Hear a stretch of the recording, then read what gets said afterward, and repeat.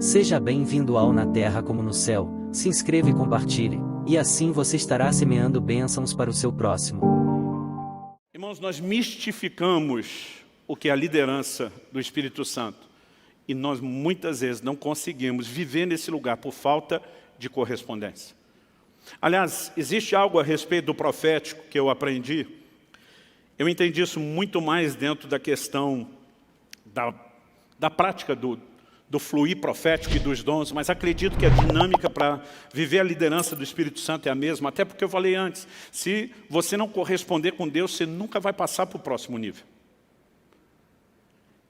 E algo que eu entendi foi aquela dinâmica que a Bíblia nos mostra a respeito de quando Deus fala com Samuel a primeira vez.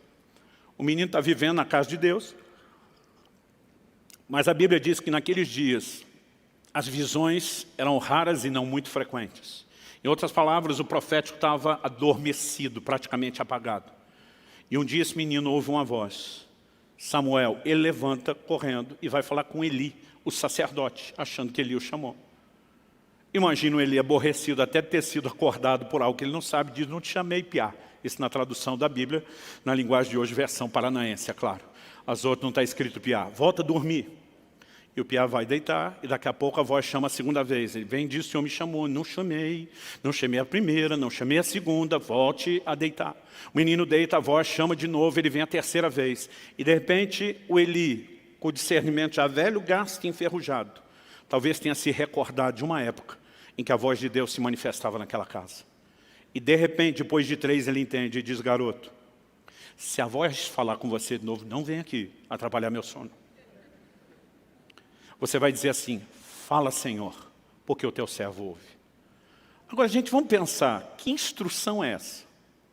Qual inteligência você encontra por trás de uma orientação como essa? Em primeiro lugar, Deus é onisciente. Deus já não sabe que o menino está ouvindo. E se Deus não fosse, o menino está levantando para procurar quem está falando. Por que o menino tem que dizer para Deus? Pode falar, o teu servo está te ouvindo. O que ele está instruindo o garoto não é um processo informativo para Deus. É um processo interativo. Quando a voz de Deus se manifesta, eu gosto de dizer que para a gente entender isso é parecido com o jogo de dama ou xadrez. Cada vez Deus faz um movimento. Enquanto você não fizer o seu, Ele não vai fazer o próximo. E aí você precisamos aprender a ser sensíveis a qualquer impulso do Espírito Santo. Se nós não entendermos isso, acredito que nós vamos perder muito daquilo que Deus tem para as nossas vidas. Há um momento onde nós podemos entrar num lugar de orientações espetaculares, mas acredito que isso não vai vir sem que primeiro a gente aprenda a seguir os pequenos impulsos do Espírito Santo. Quem está entendendo, diga amém. Eu acredito que isso deve ter acontecido em janeiro de 2001. Eu estava no Canadá e eu tive uma experiência que mudou a minha vida. Mas antes do Canadá, vamos voltar 4 meses antes, setembro do ano 2000. Eu me lembro de uma viagem que eu tinha que fazer.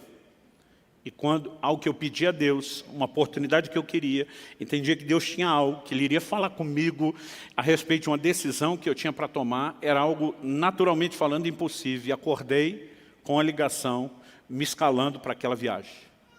Mas a pessoa foi muito enfática, disse, tenha certeza que você está com seus documentos para não ter nenhum problema. Então a primeira coisa que eu fui fazer antes de me arrumar foi achar minha carteira. E eu revirei a casa, literalmente de alto a baixo, era um sobrado, e não achei. Fui buscar ajuda com os profissionais, acordei minha esposa, porque as mulheres têm um dom de fazer as coisas sumidas aparecer. Meu bem, onde é que está a tesoura? Na segunda gaveta, não está lá, ela abre, aparece a tesoura. Aí chamei e falei, meu amor, preciso de ajuda de gente especializada. Eu procurei a carteira na casa inteira, cômodo por cômodo, não achei.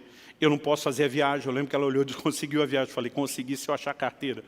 E eu não estou achando essa carteira. Ela disse, deixa comigo. Mas depois de fazer a varredura de alto a baixo, ela me olha e diz, essa carteira não está aqui. Eu falei, eu tinha essa suspeita.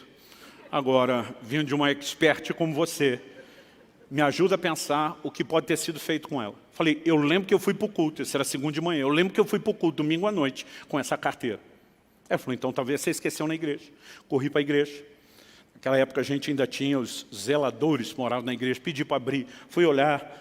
próximo das cadeiras onde eu sento, derrubei nada. Pensei, eu fui no gabinete atender alguém, olhei nada. Aí comecei a pensar onde fomos depois. Bom, jantamos na casa do irmão fulano de tal. Fui lá acordar o irmão fulano de tal. Falei, cara, eu acho que eu deixei minha carteira aqui ontem. Nós demos uma revirada na casa dele, nada da carteira. E aí começou a me dar uma angústia a respeito do assunto da viagem. Eu falei, não é possível que aquilo que eu tinha tanta certeza que Deus ia me dar, me deu, eu vou perder pela falta da carteira. Então, quando eu fui saindo da casa dele, eu comecei a orar e dizer, Deus, me mostra onde está essa carteira. Mas me mostra, na minha cabeça, minha fé era assim, só me ajuda a lembrar. Enquanto eu estou orando, me mostra, me mostra, me mostra. Eu assisti como fosse um filme, numa tela de cinema. Eu vi o momento onde eu estava saindo da casa onde eu morava para o culto. A casa era uma casa mais alta que o nível da rua, e a escada que descia para o portão, não o de carro, o portão de pedestre, como é que chama isso? Né? Eu lembro que era uma escada assim, torta, bem em S. E eu vi como se tivesse uma filmagem lá de baixo, pegando eu de cima. Né? Tinha chovido muito aquela tarde, tinha uma enxurrada como eu nunca vi igual na frente de casa. E para eu poder chegar no carro, que eu não tinha colocado na garagem, tinha parado na frente, eu ia ter que dar um pulo enorme. Então, eu me vejo no filme calculando o pique que eu tenho que dar naquela escada para conseguir pular a enxurrada toda. Era daquelas, se você pisa, não molha só o sapato, era pelo menos metade da perna. E eu estou ali calculando. Era um dia frio, e eu estava usando, por cima da roupa, um sobretudo. Nesse sobretudo tinha um bolso grande do lado. E naquela visão, naquele filme que está passando, eu vi a carteira que eu usava na época, a turma chamava antigamente de capanga. Agora a gente vai saber a idade de quem, dependendo do jeito que a pessoa ri. Tem uns que ri de lembrança, tem outros que ri de que coisa ridícula. Mas era um negócio que a gente botava um talão de cheque. Bom, quem não sabe o que é capanga não deve saber o que é talão de cheque também, né? A gente botava ele inteiro, aberto, sem dobrar. Então era uma carteira enorme. E eu tinha colocado ela no bolso do sobretudo. Mas apesar do bolso ser grande, a carteira era enorme. Ela está assim, quase metade para fora. Eu estou vendo tudo isso na visão. E eu vi que a hora que eu desci correndo e dei o pulo, o movimento que eu fiz com a perna direita bateu do lado de dentro, no sobretudo. Pensa num filme assim que deu zoom na carteira. Né? A câmera deu um zoom e eu vi, naquela hora, pelo lado de fora, a carteira sendo ejetada, projetada para fora. Mas aquilo foi tão nítido, eu simplesmente vi ela sair do bolso, era que começa a cair, sumiu a visão. Eu corri para frente de casa. Falei, deve estar lá ainda.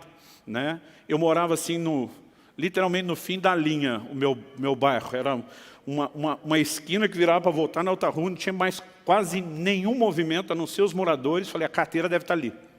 E quando eu cheguei, comecei a procurar, nada da carteira ali pela calçada. Pensei, algum vizinho achou, pode jogar no quintal, nada. Olhei caixa do correio, nada. E de repente eu falei, não, eu tenho certeza que eu não inventei aquilo. Falei, Deus, eu quero ver o fim do filme. Eu falei, o filme parou antes de eu ver onde a carteira caiu. Eu quero ver o fim do filme. E de repente aquilo voltou como se tivesse pausado, aquele carteirão no ar. E alguém deu play. E eu vi exatamente onde a carteira caiu. Ela caiu dentro da enxurrada. E a hora que caiu, aquela câmera lenta parece que entra na velocidade normal e eu vi a carteira indo embora. E o Espírito Santo falou comigo, vá ao próximo bueiro. A carteira é grande e enroscou. Ela não desceu, ela está presa no bueiro. Achei o bueiro, a carteira estava lá. Irmão, pensa num cara que ficou empolgado. 4 meses se passaram, eu estou lá no Canadá e depois de um culto que tivemos, um mover do Espírito bem gostoso. Pastor Frank Seixas, que já pregou aqui, acho que foi no novembro, antes da pandemia, ele estava nos recebendo, ele pastoreia uma igreja de canadenses, e nós tivemos um mover do Espírito tão gostoso. Eu lembro que o assunto do almoço era sobre o mover do Espírito Santo. E cada um começou a compartilhar experiências pessoais, de direcionamento. Eu estava com aquela fresquinha, e joguei a minha história na mesa. E quando eu joguei, todo mundo, uau! Tipo, essa foi boa pra caramba. E eu estava metido que só, dizendo, essa foi boa mesmo, uma das melhores da minha vida. E eu lembro que o pastor Kiko, como a gente chama lá, o Frank, ele falou para mim, muito boa, mas sabe quando o cara fala assim com a cara de mais? Eu falei, mais do quê? Ele falou, mas já vi uma melhor. Eu falei, não acredito, você vai querer ganhar. Ele falou, não, só fui a testemunha. A experiência não foi comigo, mas eu estava lá e eu presenciei. E ele compartilhou a experiência de um pastor, já está com o senhor, desses da vanguarda do avivamento do Brasil. Ele falou, você conhece fulano de tal? Eu falei, conheço. Já encontrei o velhinho, muito aeroporto rodoviário e muita igreja por aí. Ele falou, pois bem, ele foi uma das pessoas que levou a nossa família, a nossa igreja a experimentar o mover do Espírito Santo. Eu, depois de alguns anos, encontrei ele em algum lugar e, mais a título de educação do que esperando que acontecesse depressa, falei para ele, pastor, o senhor roda o mundo todo. Quando estiver no Canadá, me procure, dê um cartão. Ele falou assim, poucos meses depois ele me liga e diz, Kiko, estou ministrando aqui no Canadá, gostaria que você pudesse estar na reunião conosco e quem sabe depois a gente almoça junto. Ele falou, Luciano, se você conhecer o velhinho, sabe que ele é uma máquina de contar história e testemunho o tempo todo, pela forma como ele vivia em Deus. Ele falou, o almoço está estendendo, e de repente ele resolveu dispensar os irmãos que o tinham trazido de Toronto, a mais ou menos 1 hora de distância. Ele falou, Kiko, você pode me levar a Toronto depois para a gente ter mais tempo junto? Ele falou, posso, pastor. Já morei lá, só pego o endereço. Naquela época não tinha GPS, como nós temos hoje. Ele pegou o endereço e disse, por precaução, vou chegar 1 hora antes para ter tempo de procurar o endereço. Mas ele falou, Luciano, eu seguia todo o direcionamento que me deram, fazia pergunta. Quanto mais eu perguntava, mais perdido eu ficava. A gente não conseguia achar aquilo, o tempo foi passando. Eu falei, até que deu 6 horas, que era a hora do culto. Ele disse, quando deu 6 horas, o velhinho falou para mim, encosta o carro. Ele falou assim, eu já estava esperando uma bronca no estilo da velha guarda. Aliás, deixa eu aproveitar e dar uma palavra para os crentes mais novos, que são da geração mimimi. Gente, o negócio já foi mais duro do que vocês imaginam. Eu sou de uma época, quando criança, que diácono da igreja dava cascudo na cabeça da gente, as crianças, pegava a gente pela orelha para levar para o pai. Né? E eu não entendo hoje, quando alguém fica sentido, porque acha que alguém não sorriu para ele dentro da igreja. Eu digo, tu tinha que ter conhecido a época dos crentes raiz e não Nutella. Bom, hashtag fica a dica, talvez Deus esteja falando, talvez seja só eu, mas fica a dica. Ele falou, eu estava esperando uma bronca no estilo da velha guarda. Mas o velhinho não falou nada comigo, ele só fez uma oração e disse, Deus, o Senhor me trouxe a esse lugar.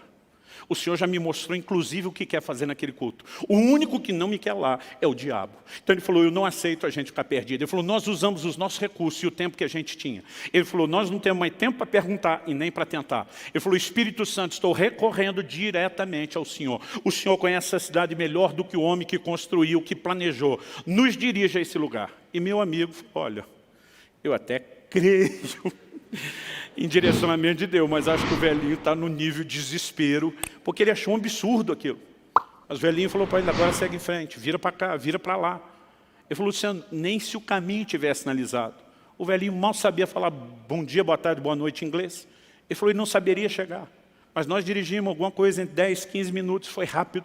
Paramos na frente de um prédio, sem movimento, sem placa, sem nada. Ele disse, pode perguntar que é aqui. O Kiko me disse, Luciano, eu pensei que a chance era eu perguntar para alguém onde era o endereço.